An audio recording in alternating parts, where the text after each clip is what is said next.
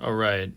I saw a whole bunch of people had interest in this, and I just happened to get one. So I want to do a quick little review and overview here of the TTI rear charging handle and fire selector switch. So this is available in Taiwan right now, and overseas it should be available soon for 1,050 Taiwan dollars, which is something like 35 US dollars, I think, right now. Probably realistically overseas, it'll be something about $40 to $45, I'm thinking. But I think it's actually a really good price for the item you get here. So you get a combination charging handle, and let's see. Let's compare this to the AAC charging handle. The dimensions seem very, very similar.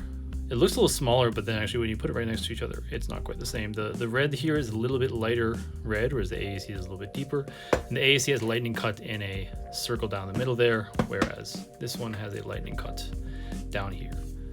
As well as the inside has some serrations there, some texture, if you will, on the AAC one, and on the TTI one, there's nothing.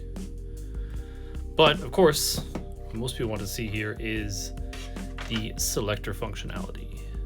So here we have it. These detents here show single shot and multi-shot. You can actually have it set so that you can also have it set so that the charging handle is flipped around. It'll work either way. And what happens here is that, let's open up and show you. And while we're at it, let's compare with a normal stock AAC. So this is the stock. So this is the stock bolt and fire selector, if you will. So the fire selector here, what it does is you can see here, it moves this guy back and forth, and that determines whether or not you're in full auto. It's of course a bit stiff, and you have to open up the gun to get at it. It's back. However, this one here, what you do with installation is you replace the stock thing, and then they have a little CNC aluminum one that you put in its place. And what this is doing, this is moving that back and forth. And it's much, much less stiff. It feels pretty good too. There's a little bit of resistance at first. It's not quite as clicky and good feeling as you might hope, but for what it is, it's quite good, I think. There's a little bit of movement here, but not too much. It's pretty solid. And definitely compared to other ones up until now, there's been a lot of 3D printed ones. And I think recently they took the same 3D printed design and made parts of it out of aluminum to make it better. But this is all CNC'd aluminum and really quite nice. There's actually a grub screw on the inside here that hold this in. If you don't like the looks of this little protrusion here, I don't believe you actually need this to make it work. I believe this is more just to give you some leverage. The other thing is, like, if you have a stock, a lot of other of these fire selectors, you can't use the stock. You can use the stock in this one. I'll show you that in a little bit. If you have the stock, of course, it goes like for example, just the stock that AAC makes. It goes over here, and it'll be hard to get the leverage to do this, which is I think why they have this thing. As a pistol, I'd probably be fine not having this little nub here, but then if you need to just do it one hand and sneak it in with you and put in a finger to do it when you have a stock, it would probably be very useful. So of course, everyone wants to see how it works. This is just a stock AAC mag with green gas. So I'm gonna put on a single fire to make sure it actually works here. Of course, my magazine's dead. Okay, this is a Wii extended mag. Hopefully you can see it. And we'll swap over to full auto.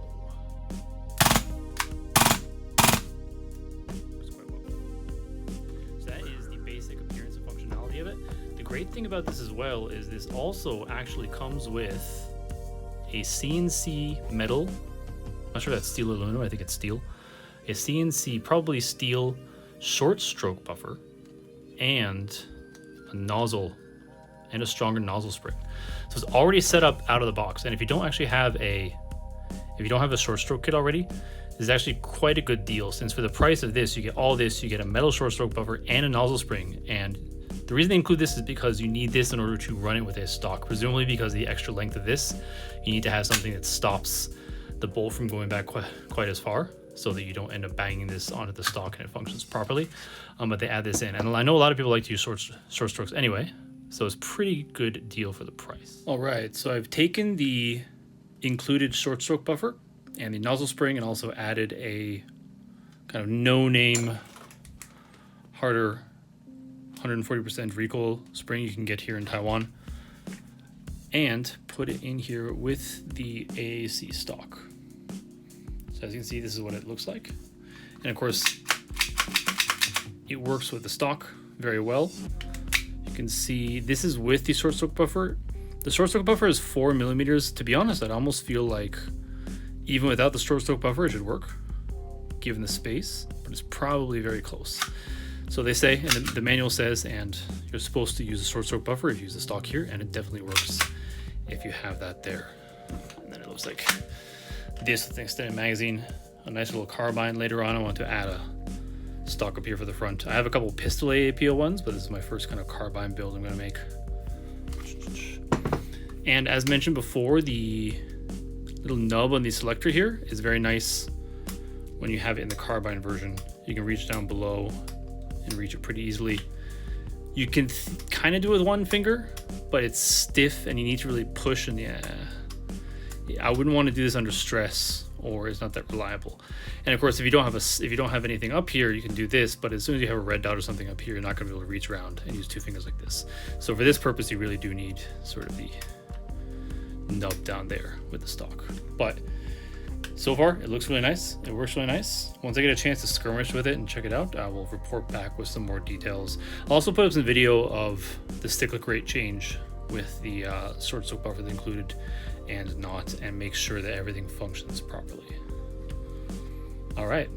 Yeah, so that's a look at the TTI charging handle and selector switch.